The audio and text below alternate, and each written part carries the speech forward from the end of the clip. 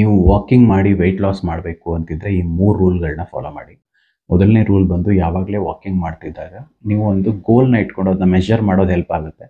ನೀವು ಎಷ್ಟು ವಾಕ್ ಮಾಡ್ತಿದ್ದೀರಾ ಅಥವಾ ಕಿಲೋಮೀಟರ್ ಲೆಕ್ಕದಲ್ಲಿ ಅಥವಾ ಹೆಜ್ಜೆಗಳ ಲೆಕ್ಕದಲ್ಲಿ ಎರಡೂನು ನಿಮಗೆ ಕೆಲವೊಂದು ಆ್ಯಪ್‌ಗಳು ಕೊಡುತ್ತೆ ಮೊಬೈಲ್‌ನಲ್ಲಿ. ಗೂಗಲ್ ಫಿಟ್ ಅಂತಿದೆ. ಹಾಗೆ ಕೆಲವೊಂದು ಸ್ಯಾಮ್ಸಂಗ್ ಹೆಲ್ತ್ ಆ್ಯಪ್‌ಗಳೆಲ್ಲ ಕೆಲವೊಂದು ಕಿಲೋಮೀಟರ್ ಲೆಕ್ಕದಲ್ಲಿ ನಿಮ್ಮ ಎಷ್ಟು ಹೆಜ್ಜೆಗಳನ್ನ ಮಾಡಿದೆ ಅಂತ ಒಂದು ಅಂದಾಜು ಸಿಗುತ್ತೆ.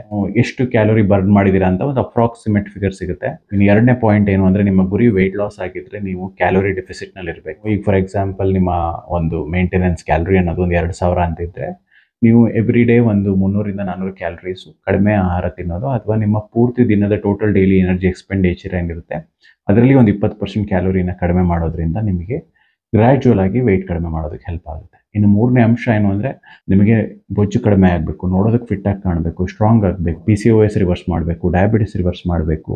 ಈ ರೀತಿ ಎಲ್ಲ ಗೋಲ್ಗಳಿದ್ದರೆ ವಾಕಿಂಗ್ ಜೊತೆಯಲ್ಲಿ ಒಂದು ಸ್ವಲ್ಪ ಸ್ಟ್ರೆಂತ್ ಟ್ರೈನಿಂಗ್ ಅಂದರೆ ನಿಮ್ಮ ಮಾಂಸಖಂಡಗಳನ್ನ ಉಪಯೋಗಿಸುವಂತಹ ವ್ಯಾಯಾಮಗಳನ್ನ ಮಾಡಿದ್ರೆ ನೀವು ಫಿಟ್ ಆಗ್ತೀರಾ. ಸೊ ಸ್ಟ್ರೆಂತ್ ಟ್ರೈನಿಂಗ್ ನಿಮಗೆ ಹಲವಾರು ವಿಡಿಯೋಗಳು ನನ್ನ ಚಾನಲಲ್ಲೂ ಇದೆ ಯೂಟ್ಯೂಬ್‌ನಲ್ಲಿ.